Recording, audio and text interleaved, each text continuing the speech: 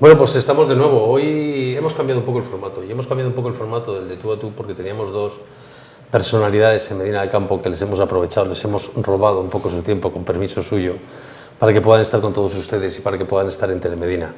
Hoy tengo conmigo a dos personas que están metidas de lleno en esta campaña electoral de las europeas y que bueno, que han sido noticia. A lo mejor no tanto como ellos hubieran querido, porque a lo mejor les hubiera gustado tener más posibilidad de poder expresarse, pero por lo menos en Telemedina van a poder expresarse y sobre todo ustedes les van a conocer mejor y van a conocer mejor sus ideas. Hoy tenemos con nosotros a Santiago Abascal Conde. Santiago, muy buenas y muchas gracias. Muy buenas. Perdona por haberte robado en esa trayectoria para que estés delante de todo de Medina y comarca. Estamos encantados de tener esta oportunidad para dirigirnos a mucha gente de esta comarca. Y hoy también tenemos con nosotros a una de las voces de la experiencia, que con él podríamos hacer un programa, también podríamos hacer 14, pero vamos a intentar sacar lo máximo que podamos en los minutos que estemos con él. Tenemos a Ignacio Camuñas. Ignacio, muchísimas gracias por haberte acercado. Buenas tardes, encantado de estar con vosotros. Los micrófonos. Bueno, yo primero voy a empezar con Santiago, para que le conozcan más. Santiago Abascal Conde nació en Bilbao el 14 de abril de 76, es político español, actualmente es secretario general de Vox. Él militó en el Partido Popular desde el 94 hasta el 2013, fue parlamentario vasco por esta formación entre el 2004 y el 2009.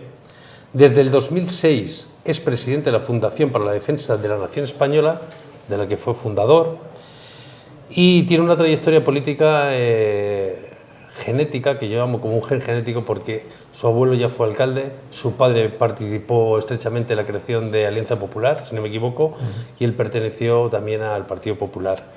Yo no sé si esto es porque se vive en casa, porque se nace con un gen de la política, porque alguien quiere estar ahí, cambiar las cosas. ¿De qué viene todo esto, Santiago? Bueno, sin ninguna duda lo que te enseñan en casa es determinante, pero a mí más que enseñarme la vida política, lo que me han enseñado es a defender mis planteamientos, a defender mis convicciones y a hacerlo contra viento y marea, pasase lo que pasase y molestase a quien molestase. Y en nuestra tierra, en las provincias vascas, nos ha tocado hacerlo en circunstancias muy difíciles y en definitiva eso ha sido lo que me ha hecho dar un paso al frente. Probablemente si hubiese vivido en cualquier otro sitio de España no me habría dedicado nunca a la política del modo en el que lo tuve que hacer en Álava, en el País Vasco, de una manera tan intensa. Pero ¿cómo le podemos trasladar a la gente en el corazón de Castilla, que estamos ahora, esos momentos de la política en el País Vasco, con una familia que ha estado amenazada por ETA, que ha tenido intentos de asesinato, que su familia tiene una tienda textil, que me parece que sigue estando abierta, sigue estando, gracias a Dios, que le han quemado, que le han chantajeado, pintadas, ha tenido que ir con escolta? Tiene que ser muchas las convicciones para ser político en el País Vasco. No sé cómo podíamos trasladar en plena Castilla cómo es la política del día a día, cómo es esa política en un País Vasco donde uno no tiene ya libertad en el momento que decide defender sus ideas. Pues sí, las convicciones tienen que ser muchas y muy profundas. Y además estoy convencido de que la convicción que a nosotros nos ha movido es compartida con todos los castellanos, que es la defensa de la unidad de España, que ha sido atacada, que ha sido cuestionada en nuestra tierra y que nosotros en definitiva solo hemos sido los obstáculos que había que derribar o las víctimas con las que había que terminar para conseguir ese fin último, que era terminar con la unidad nacional de España, atacando las libertades de algunos de nuestros compatriotas. A nosotros nos ha tocado estar en ese campo de batalla, lo hemos hecho lo mejor que hemos podido y hemos pagado por ello, porque como bien decías, en el caso de mi familia hemos sido atacados en 3 generaciones, hasta el punto de que mi hijo de 7 años, ahora ya 9, pero tenía 7 años cuando me hacía esa pregunta, un día me decía: papá, si han querido matar al bisabuelo y han querido matar al abuelo y te han querido matar a ti, cuando yo sea mayor me van a querer matar a mí. Nos ha tocado vivir cosas que a otras personas en el resto de España no les ha tocado vivir. Y no lo digo con pena, no lo decimos con afectación, sino que lo podemos decir satisfechos porque hemos sobrevivido, porque estamos aquí y porque en definitiva nos hemos podido medir, hemos podido saber lo que éramos capaces de resistir. Hasta decir que prefiere ir con escolta a que se rompa la unidad de España. Bueno, pero yo creo que eso es algo fácil de explicar. Yo prefiero vivir en la incomodidad, en la amenaza, en circunstancias difíciles, pero manteniendo la unidad nacional que vivir cómodamente, vivir en libertad, pero teniendo que renunciar a mis convicciones y teniendo que asumir que España sea dividida y que España sea troceada. Pero creo que en eso, por suerte, me acompañan muchísimos españoles. Vamos a entrar con Ignacio Camuñas, porque Ignacio Camuñas nació en Madrid el 1 de septiembre de 1940, es un político y editor español, licenciado en Derecho por la Universidad Complutense de Madrid. Ha sido diputado por la UCD desde 1977, fue diputado de UCD en 1977, ocupó el puesto 7 de la candidatura al Congreso de los Diputados por Madrid y ha sido ministro de Relaciones con las Cortes, presidente de la Comisión de Asuntos Exteriores del Congreso de los Diputados y presidente de la Comisión Mixta de las Cortes Españolas. Y la primera pregunta. Perdóname, te ha faltado un detalle que para mí es muy querido y muy entrañable, que fui presidente de la Unión del Centro Democrático de Valladolid, porque he sido diputado por Valladolid desde el año 1979 a 1982. Un dato que se me había escapado, buena puntualización. Y la primera pregunta es, mucho tiempo, desde aquellos primeros años de la democracia ha pasado mucho tiempo. Sí que me gustaría, sé que esta pregunta da para mucho, me gustaría brevedad dentro de lo que cabe. ¿En qué ha cambiado el político? ¿Qué ha cambiado la motivación política desde aquellos primeros políticos de esa democracia, desde aquellos primeros grupos, porque no sé si se pueden decir partidos liberales, sí, que estaban directamente cuando estaba la dictadura en este país y estaban haciendo esos movimientos? Yo no sé si les puede llamar partidos o grupos o congregaciones, no sé cuál es la palabra que denominarla. Pero ¿en qué ha cambiado todas esas ganas de hacer política a lo que hay actualmente? Bueno, nosotros tuvimos la enorme fortuna de poder aparecer en la vida política en un momento de cambio profundo en el país, en que se abrió el proceso democrático y, por tanto, surgimos muchos grupos políticos desde la sociedad civil. Quiere decir que no éramos políticos profesionales. Casi todas las personas que luego conformaron la Unión de Centro Democrático proveníamos del mundo, unos del mundo empresarial, otros del mundo profesional. Había médicos, abogados, licenciados en Derecho, funcionarios públicos, que dejamos nuestras actividades privadas para incorporarnos al esfuerzo de hacer un régimen democrático en España. En los años recién muerto Franco había una inquietud y una intranquilidad enorme en el país. Llevábamos 40 años de intensa propaganda por parte del régimen franquista de que España tendría muchas dificultades para asentar un régimen democrático, que España tenía dificultades para que se asentara la democracia. La nueva generación que entonces nosotros representábamos teníamos una vocación enorme por hacer viable que la libertad, la democracia y el sentido europeísta calaran en nuestro país. Y por tanto dimos un paso al frente, dejando nuestras actividades con un enorme desprendimiento, pero con una enorme ilusión y una gran esperanza, y nos incorporamos al proceso de la vida política, muy distinto a lo que ocurre ahora. Ahora hay un grado de profesionalización, prácticamente ya casi no hay nadie que salte desde la sociedad civil a la vida política. Los que se han instalado en la vida política pues ya llevan algunos 5, 10, 15, 20 y 30 años y se han constituido, o sea, se están comportando como empleados de la política. Ya no son amantes del servicio público, sino más bien, bueno, mucha gente ha encontrado su modus vivendi en la vida de los partidos. Ignacio, hablábamos antes de que después de dejar esos años de militancia, Ignacio ha seguido en la política, no activa, no de partido, pero sí lo que podríamos llamar en la política en general, porque todos somos un poco políticos en general. Una cosa es que ser militantes de un partido, otra cosa está en la política. Pero ahora sí que ha dado un paso, ha vuelto, por decirlo de alguna manera. Sí. ¿Cuál es la motivación fundamental para decir, después de tanto tiempo, voy a volver a pertenecer a una formación y voy a volver a poner mi cara y mi esfuerzo en una formación? Bueno, la razón es clarísima. El cúmulo de esperanza y de ilusión que tuvimos la generación que protagonizó la transición, hoy ese cúmulo de ilusión y de esperanza se ha visto defraudado. Los dos grandes partidos que han presidido la vida política española han ido acumulando problemas en la vida nacional sin incorporarse a un espíritu reformista permanente y han ido empantanando la vida política, económica y social de nuestro país. Ese empantanamiento, esa desesperanza, yo diría incluso y añadiría, esa corrupción que ha aflorado en los dos grandes partidos políticos ha sido lo que ha sumido a una gran parte del pueblo español a una gran desesperanza. Y a esa gran desesperanza lo que ha surgido por parte de Vox es una oferta para poner en marcha una operación de nueva credibilidad, de nueva esperanza. Es decir, este país tiene remedio, este país tiene personas extraordinarias que se han visto apartadas y marginadas de la vida pública. Nosotros vamos a hacer una apelación a esas personas que se han visto marginadas de la vida pública para incorporarlas a este proyecto político de Vox, para sacar adelante nuestro país, que se encuentra en un momento de enorme dificultad y de enorme crisis. Y crisis grave, porque no hay que edulcorar las cosas. Estamos en un momento muy delicado de la vida nacional y hacen falta respuestas y soluciones claras para resolver los problemas que actualmente tenemos. Santiago, 18 años en el Partido Popular.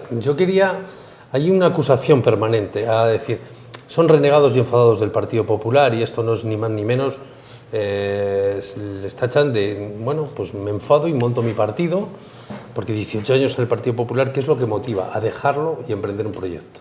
Pues la verdad es que yo me he enfadado y he dejado el que ha sido mi partido durante 19 años y he dejado el que sigue siendo el partido de mi padre. Y eso es algo muy duro, pero yo no me he enfadado por razones personales. Yo no me he irritado porque no me dieran un puesto. Yo me he enfadado por razones ideológicas, por valores, porque he visto que el Partido Popular, la base social del Partido Popular, que está integrada por una gente extraordinaria, los votantes del Partido Popular, que son extraordinarios, han sido secuestrados por una cúpula que lo maneja todo a su antojo y que ha traicionado sus valores, que ha traicionado su programa electoral, por una cúpula que ha subido los impuestos como los socialistas, que ha llevado adelante el aumento del gasto público como los socialistas, que ha sacado a Bolinaga como los socialistas escarcelaron a de Juana Chaos, que se ha rendido y ha actuado con debilidad ante los separatistas como lo han hecho los socialistas. En definitiva, el Partido Popular ha cambiado, su cúpula ha cambiado y algunos hemos decidido, porque no todos en Vox venimos del Partido Popular, en mi caso sí, pero algunos hemos decidido que era necesario cambiar de colores para no cambiar de valores. Por lo tanto, ese enfado existe, pero ese enfado se debe a hondas convicciones, se debe a que queremos seguir defendiendo los mismos valores y mismos principios que hemos defendido siempre. ¿El caso Gürtel y las excarcelaciones quizás han sido las dos detonantes mayores? Sin ninguna duda la corrupción ha sido algo que nos ha irritado mucho, porque además hemos observado cómo mientras algunos estábamos en nuestra tierra vasca jugándonos la vida a cambio de nada, había otros en otros lugares que se estaban enriqueciendo, que estaban recibiendo sobresueldos y que tenían cuentas en Suiza. Eso sin ninguna duda es algo que a uno le hace sentir irritación, pero las excarcelaciones de terroristas sin ninguna duda ha sido la gota que ha colmado el vaso. Una decisión de estas no se toma de la noche a la mañana. Mi alejamiento respecto de mi propio partido ya se empieza a producir en el Congreso de Valencia, en el que Mariano Rajoy toma el timón y empieza a virar las posiciones del Partido Popular.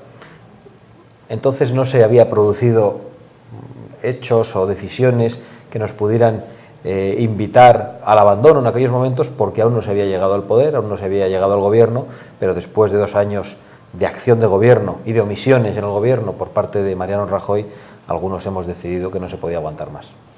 Ignacio, usted ha vivido en primera persona, o vivió en primera persona el nacimiento de un partido que tuvo una gran efervescencia, porque hay que recordar a todos los espectadores, esto ya entra un poco más dentro de los intríngulis. Usted pertenecía al Centro Democrático. Unión de Centro Democrático fue cuando cogieron la parte del presidente Adolfo Suárez y se unieron a él, porque usted ya pertenecía al Centro Democrático antes. Pero usted ha vivido el comienzo de un partido, la explosión, llegar y el declive de un partido. Uno puede pensar, meterse en un proyecto nuevo, entero, de otro partido nuevo, volver a empezar.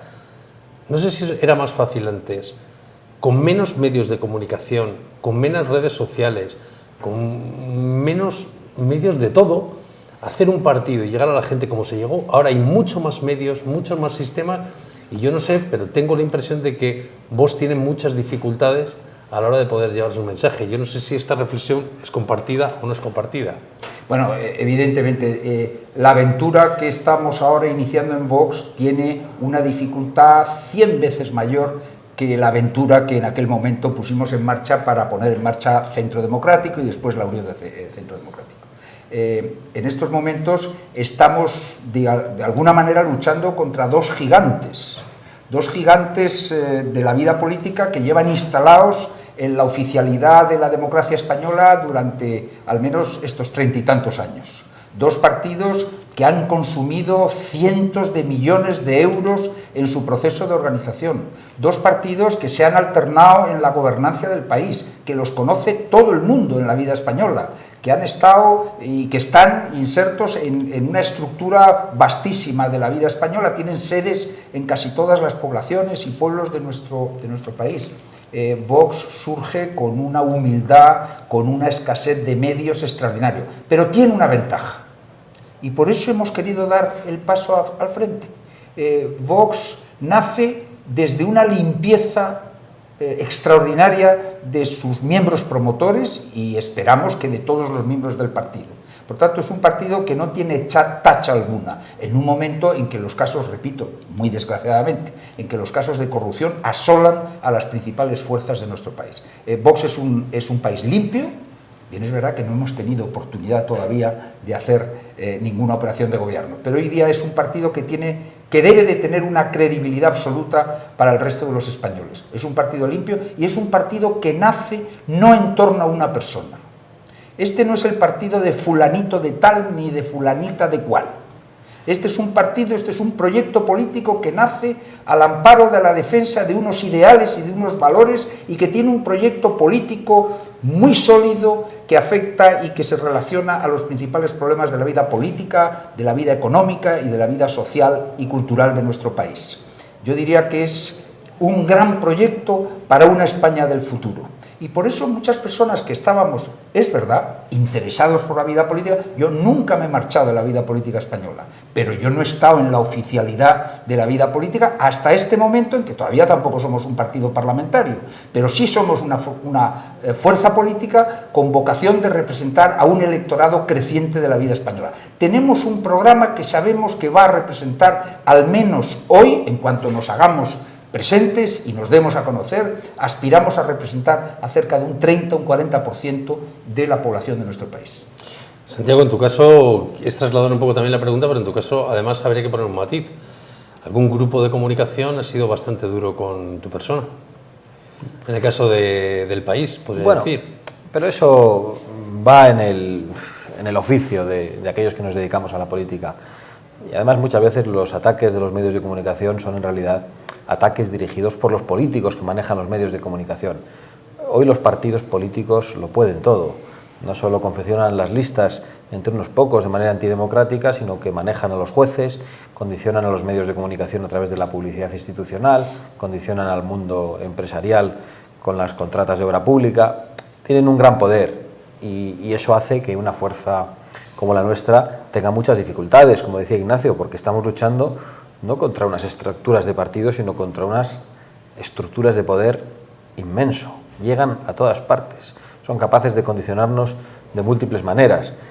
Y por eso es verdad que aunque hoy tenemos las redes sociales y hay muchos más medios de comunicación, también es cierto que la gente tiene un exceso de información. Hay información por todas partes. Antes era muy poca la que había y llegaba prácticamente a todos. Hoy podemos seleccionar esa información y no es fácil llegar al último rincón de España, al último español para contarle cuál es nuestro mensaje y qué es lo que queremos defender. Las facilidades a la hora de llamarles, de expresar las líneas políticas, hubo una pequeña explosión en el arranque y la fundación de Vox por los nombres que formaban la congregación, pero después parece que se ha dejado de ocupar espacio mediático, por decirlo de alguna manera. Bueno, eso tiene que ver con que la noticia se produce al inicio, surge un partido nuevo con unas caras más o menos conocidas, entre ellas la figura de José Antonio Ortega Lara es determinante, después se producen una serie de incorporaciones, es decir, producimos noticias también nosotros, y es verdad que después hemos tenido que dedicarnos a organizar un partido, no solo a preparar unas elecciones, sino a organizar un partido en toda España, y no hemos estado todos los días dando noticias, y también que aquellos que no quieren que entremos han descolgado los teléfonos, han llamado a los medios de comunicación y les han dicho que nosotros no existimos. Si bien yo soy muy optimista, porque últimamente incluso el presidente del Gobierno y el candidato del Partido Popular se están encargando de nuevo de que estemos presentes. La razón es que están muy preocupados, porque no se creen las encuestas que ellos mismos publican. Si se las creyeran, si no tuviéramos nada que hacer, no saldrían en sus principales mítines alertando sobre el voto a partidos irrelevantes, sobre el voto útil, tratando de meter miedo a los españoles diciendo que viene la izquierda. Además, no sé por qué tienen miedo a que venga la izquierda, si ellos han traído las políticas de la izquierda, si ellos no son la derecha. La derecha somos nosotros, la derecha democrática, la derecha honrada, la derecha sensata. Ellos ya son otra cosa. Ellos son eso que forma parte del bipartidismo en España, acompañados de los otros dos partidos, del Partido Nacionalista Vasco y Convergencia y Unió, pero que carecen de valores y que se han convertido únicamente en máquinas de poder. Ignacio, usted participó de manera directa y expresa en el actual diseño de las autonomías de este país. Visto desde el tiempo, ¿en qué se equivocaron? ¿Qué hicieron bien?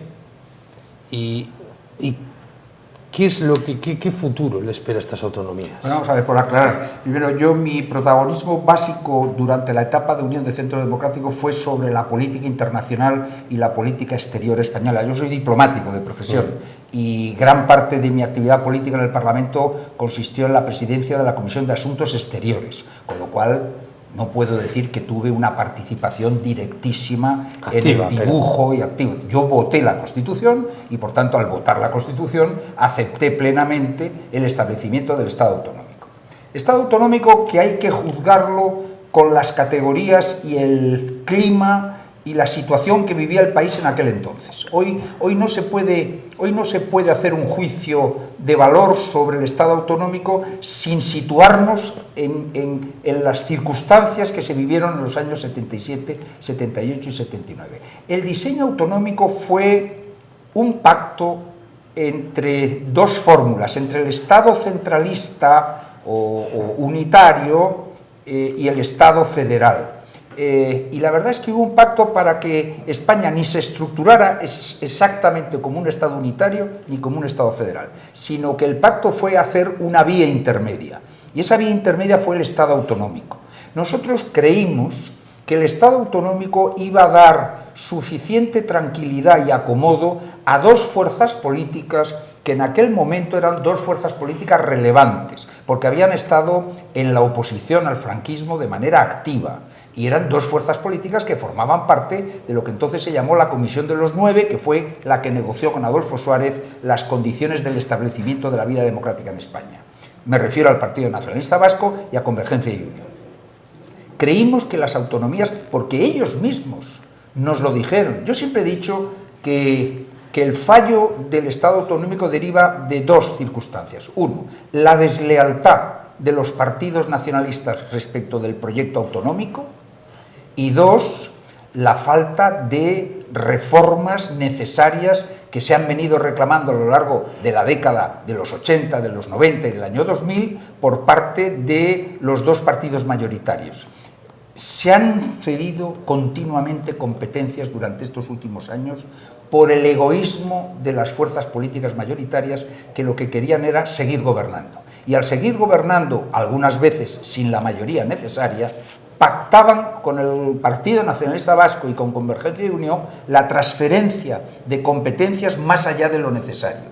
Ha sido ese egoísmo, esa visión de corto plazo de las dos fuerzas mayoritarias lo que nos ha llevado a la deriva del Estado autonómico hacia una situación francamente intolerable, en la que los dos partidos, de una manera más flagrante en este momento, Convergencia y Unión, se han quitado la careta y han considerado que el Estado autonómico no ha sido más que un peldaño para intentar alcanzar la independencia, pero inmediatamente el Partido Nacionalista Vasco está ya en la recta de salida para ver cómo se produce el fenómeno en Cataluña, para ponerse inmediatamente ellos a la carrera hacia el mismo objetivo.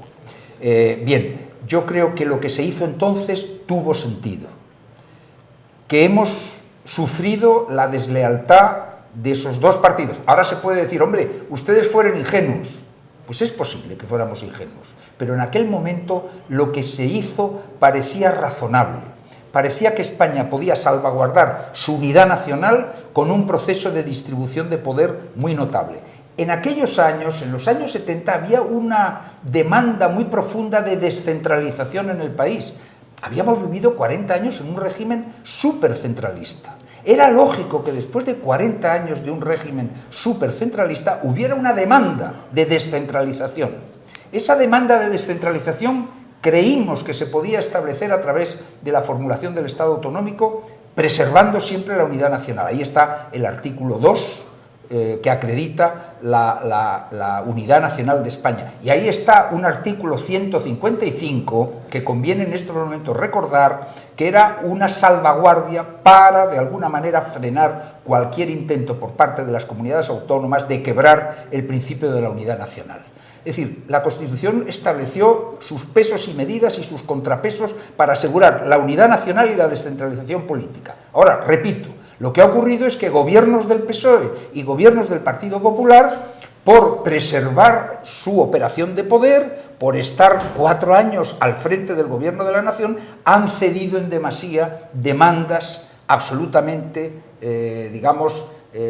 excesivas por parte de los partidos nacionalistas. Y eso ha llevado, bueno, el último dato es el del gobierno socialista del señor Rodríguez Zapatero, que prácticamente les dice a los nacionalistas: hagan ustedes el estatuto que quieran, que nosotros se lo vamos a convalidar en Madrid. Todo eso para asegurar un gobierno con el apoyo del Partido Socialista de Cataluña y de la izquierda catalana y de Esquerra de Cataluña.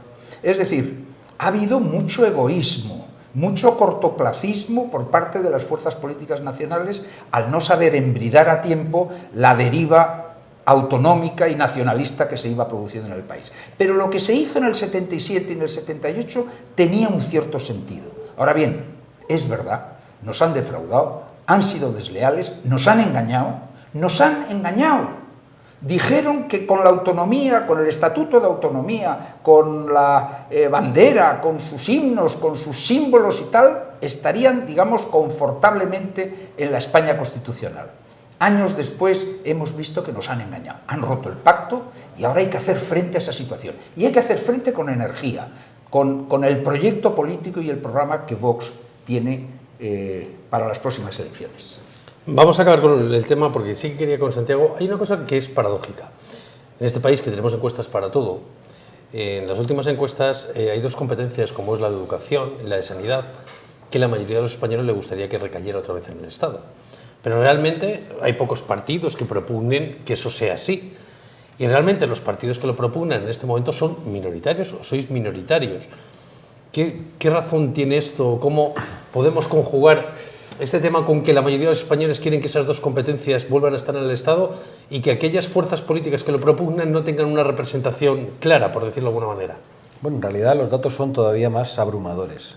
Según todas las encuestas, entre un 25 y un 30% de los españoles no solo quieren recuperar algunas competencias, sino que quieren recuperar todas las competencias. Pero hablaba sobre todo de esas 2 competencias, es donde más unanimidad hay. En eso es tremendo, pero es que hay un 30% de españoles que quieren el fin de las autonomías, que es el planteamiento de Vox, que quiere un Estado con un único gobierno, con un único parlamento y con un único Tribunal Supremo.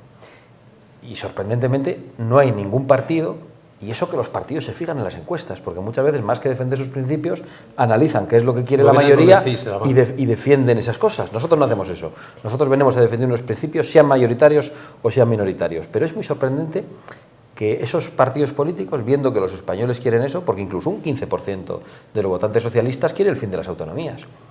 Sin embargo, nadie lo defiende en el Congreso. Y tiene una explicación. El estado de las autonomías hoy es ya solo el estado de bienestar de los viejos partidos políticos.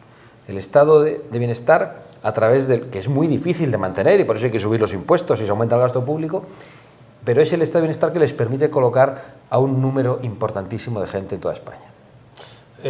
Ignacio, más allá del modelo territorial, que yo creo que es lo que más conoce la gente de Vox, del partido, conocen un poco más, sobre todo el modelo territorial, pero me gustaría entrar un poco más en el proyecto político de Vox, más allá del modelo territorial, y que desgranáramos un poco entre los dos, entre Ignacio y Santiago, un poco qué más propone Vox, no solo del modelo territorial, sino qué más pone encima de la mesa para que alguien pueda decidir coger una papeleta. Bueno, yo diría que nuestro manifiesto fundacional, que es el gran documento ideológico y político que conforma el proyecto político de Vox, tendría 4 pilares. El primero es la reforma de las instituciones, la reforma del Estado, de la que hemos venido hablando hace unos minutos, la transformación del Estado autonómico en Estado unitario. El segundo gran pilar es el pilar de la regeneración democrática. Es decir, no podemos seguir con el grado de desprestigio y de deterioro de los partidos políticos actuales y de la clase política. Algo hay que hacer, algo hay que renovar, y Vox tiene respuesta.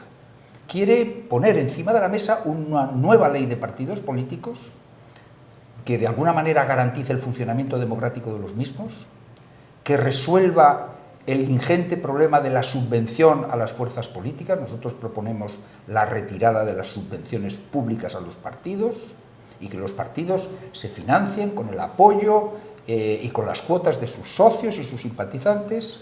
Y luego proponemos algo que me parece incluso capital casi antes del proceso de transformación de la estructura del Estado, porque creemos, como ha dicho muy bien Santiago, creemos que con las fuerzas políticas actuales, situadas, magníficamente situadas en toda la estructura del Estado central, autonómico y municipal, será difícil el proceso de transformación de la estructura del Estado. Entonces, ¿qué es lo que necesitamos prioritariamente? Una reforma en profundidad de la ley electoral. Tenemos que llevar a la carrera de San Jerónimo, al Palacio del Congreso de los Diputados, a diputados que representen la voluntad real del pueblo español. Hoy los diputados que se sientan en el Congreso de los Diputados son diputados que responden ante los secretarios generales y presidentes de los partidos. Ignacio, hay una cosa que me gustaría que explicáramos a los ciudadanos, porque claro, un ciudadano puede preguntar. Ignacio se ha presentado por UCD con una ley electoral, que es la ley de Don. Evidente. Santiago también se presentó con esa ley electoral y esa ley electoral... Pero te voy a decir por qué. Es decir, nosotros hicimos, yo no la hice personalmente, pero aceptamos la norma, estamos rigiéndonos por una norma provisional que dio el gobierno de Adolfo Suárez en aquel entonces para ir a las primeras elecciones democráticas del 15 de junio. En aquel momento se hizo esa normativa electoral para favorecer claramente la consolidación de los partidos políticos en España, que evidentemente eran unos partidos muy en un proceso de formación. Creímos entonces se vivía un periodo de tiempo en el que había horror a que la democracia española fuera una democracia frágil. Entonces recordábamos el modelo mucho italiano, donde había crisis de gobierno cada 4 o 5 meses, disolución del Parlamento, elecciones, y había un miedo tremendo. Entonces, lo que hicimos es fortalecer extraordinariamente a los partidos políticos nacientes, y se les dieron a los partidos políticos tal cúmulo de ventajas que en su prolongación con el tiempo ha cristalizado en lo que es, en vez de un Estado democrático, un Estado partitocrático. Un Estado en el que mandan los partidos y dentro de los partidos una cúpula cada vez más reducida. Con eso hay que acabar. Y eso se acaba con una nueva ley electoral, como la que propone Vox. Una ley electoral donde se elijan los diputados por circunscripciones pequeñas y donde cada candidato se presente por su circunscripción y tenga que recibir él, con su nombre y apellidos, el voto mayoritario del electorado. Y sea él el responsable, es decir, cuando vaya a la carrera de San Jerónimo no va a recibir órdenes del secretario general del partido, tendrá que ser fiel al programa que ha contratado con su electorado. Ese cambio es esencial para el proceso de dinamización y de reforma de la vida política española. Es el primer paso, es decir, o cambiamos a los diputados de la carrera de San Jerónimo o el proceso de transformación de la vida política española no será posible. Nuestro primer punto programático es la reforma de los partidos políticos y de la ley electoral. A partir de ese momento podemos hablar de las autonomías, podemos hablar de las reformas económicas.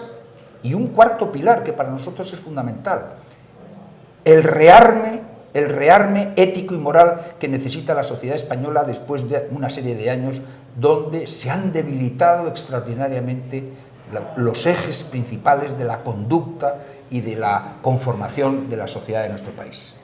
Santiago, quedan muchas cosas del programa de Vox que vamos a ir también declarando, pero sí que me gustaría, ¿qué personas o qué partidos esperaban? ¿Qué más gente se esperaba que se hubiera incluido en el proyecto de Vox?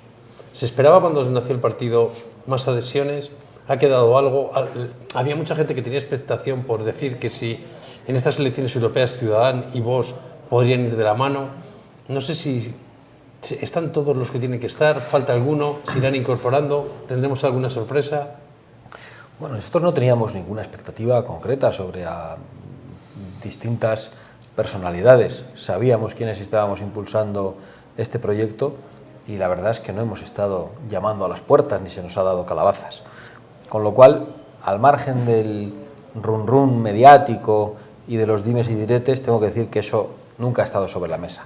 La posibilidad de unión con otras fuerzas pues tampoco ha estado seriamente sobre la mesa, entre otras razones porque nosotros, que somos una opción política nueva, tenemos que saber cuál es el respaldo que tenemos y además porque nuestra oferta política se distingue claramente de opciones como la de Ciudadanos. Ciudadanos defiende el Estado de las autonomías, nosotros cuestionamos el Estado de las autonomías. Ciudadanos se define como de centro-izquierda, nosotros estamos en el centro-derecha y apostamos por políticas liberales en lo económico y por políticas conservadoras en lo moral.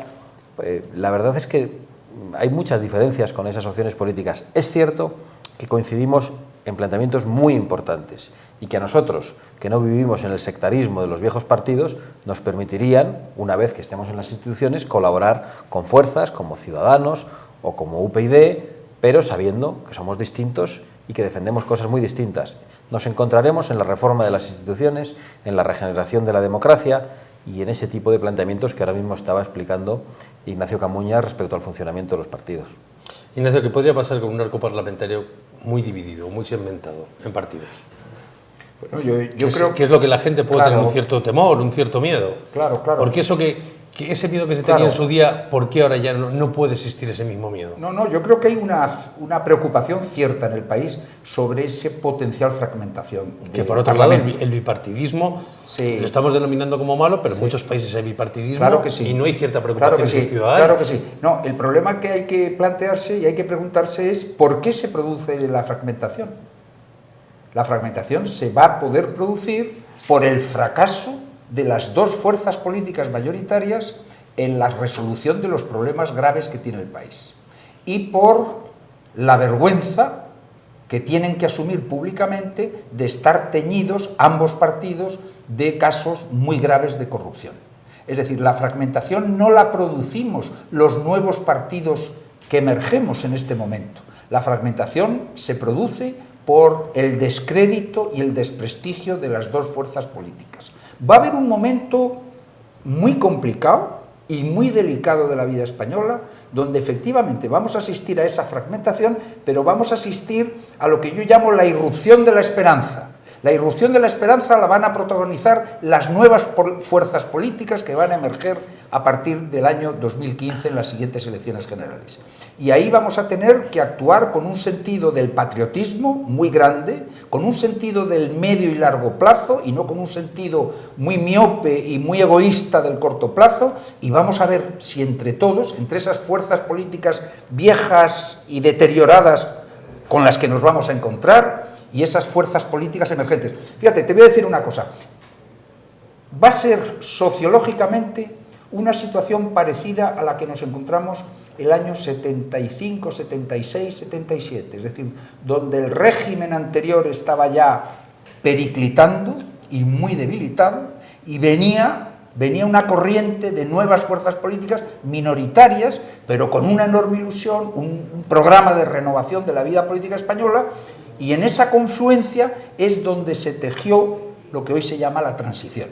Vamos a asistir a una nueva transición de la vida política y democrática de nuestro país. Ojalá que tengamos la misma cordura, el mismo sentido patriótico nacional de largo plazo para que podamos entrar en una nueva etapa de consolidación de la vida política española. Santiago, por ir desgranando un poco más el programa electoral de Vox, hemos hablado de 4 pilares fundamentales, que sí que es cierto que quizás es lo que más se conoce, pero a lo mejor la gente dice, o a lo mejor no se da tiempo a dar todos los mensajes. Claro, esto también es muy amplio. Claro, la gente habla de políticas sociales, habla de políticas económicas, habla de políticas culturales. Los programas, yo sé que cuando un partido es nuevo, tiene que intentar por lo menos concentrar los grandes mensajes en 4 cosas. Pero ¿tiene estructurado perfectamente Vox el resto del ámbito sociológico, por decirlo de alguna manera, cultural, en el tema de impuestos, en el tema de todo lo que rodea servicios sociales y demás? Vox tiene estructurada esa respuesta en un manifiesto fundacional que esboza cuáles van a ser nuestras líneas. Es verdad que nosotros, que somos un partido democrático, en el que nuestros afiliados eligen a los dirigentes, eligen a los candidatos, y también nuestros afiliados son los que desarrollan nuestros programas políticos. No ha sido todo detallado y no hemos ido hasta la última coma de los documentos que tenemos que elaborar, aunque estamos en ese trabajo y precisamente lo encabeza Ignacio Camuñas a través del Consejo Político. Pero sí, nosotros cuando hablamos de políticas sociales entendemos que la mejor política social es la rebaja de impuestos para que el dinero esté en los bolsillos de los ciudadanos, que son los que lo saben gestionar bien y que son en definitiva los que a través de los autónomos, de los emprendedores y de los empresarios generan empleo en España. En relación con las políticas culturales, nosotros somos liberales y entendemos que la cultura tiene que tener una vida autónoma en la sociedad civil, entendemos que no se puede estar permanentemente viviendo en un mundo subvencionado y creemos que la mayor herramienta, el arma cultural más importante que tenemos los españoles es nuestra lengua, que es una lengua internacional hablada por 500 millones de personas, y creemos que esa es nuestra gran apuesta cultural y la mayor potencia que podemos tener en el mundo. Pero podríamos hablar de otras muchas cosas que iremos desarrollando durante los próximos meses. Una pregunta telegráfica porque ya el tiempo les acucia. Las encuestas ahora mismo, Ignacio, no dan representación a Vox, o le dan muy poca representación a Vox. Primero, no sé si tienen encuestas internas o simplemente las que salen en los periódicos, dan poca representación. ¿Qué puede pasar en el caso de que Vox saque poca representación? ¿En qué puede variar el partido? ¿En qué puede variar todo lo que venga detrás? Es para los dos y como estamos en poco tiempo que tenéis que salir de viaje, me gustaría que fuera... Que conteste Ignacio porque vamos a contestar lo mismo. El mensaje es muy claro. Vox no ha nacido para solventar unas elecciones al Parlamento Europeo, ni para situar a nuestro queridísimo Alejo Vidal Quadras en el Parlamento Europeo. Esa no es la finalidad de Vox. Vox ha querido comparecer por primera vez ante nuestro potencial electorado para hacer un acto de presentación, es decir, aquí estamos. Pero nuestra presentación lo que anuncia es un camino largo de esfuerzo y de trabajo en favor de nuestro país. Tú me preguntas, ¿y qué va a pasar suponiendo eventualmente que no sacáramos ningún diputado? Que es mucho suponer. Yo sí creo que lo vamos a sacar, pero bueno, ya el pueblo español decidirá en su momento. Pero digo, nuestro compromiso ¿cuál es? Trabajar y sacar adelante este país. Nosotros llevamos, yo lo comentaba hace poco tiempo con Santiago Abascal, Ciudadanos, que es un partido prácticamente que aún se conoce muy poco en la vida política española, lleva 9 años desde su formación. Y es uno de los partidos, digamos, emergentes y más modernos. Es que Vox no llega a 4 meses, 3 meses y pico. Nosotros necesitamos un tiempo para dar a conocer Vox. Nosotros vamos a seguir trabajando intensamente y desde luego vamos a comparecer en las próximas elecciones municipales. Y aspiramos, y ese es nuestro objetivo, llegar a tener un grupo parlamentario en las próximas elecciones generales que se celebrarán, Dios mediante, a finales de 2015. Pues estoy muy agradecido, Ignacio, Santiago, un placer haberos tenido en Telemedina, de verdad, y os deseo la mejor de las suertes, como no puede ser de otra manera. Muchas gracias a ti por la oportunidad. Gracias. Y a ustedes.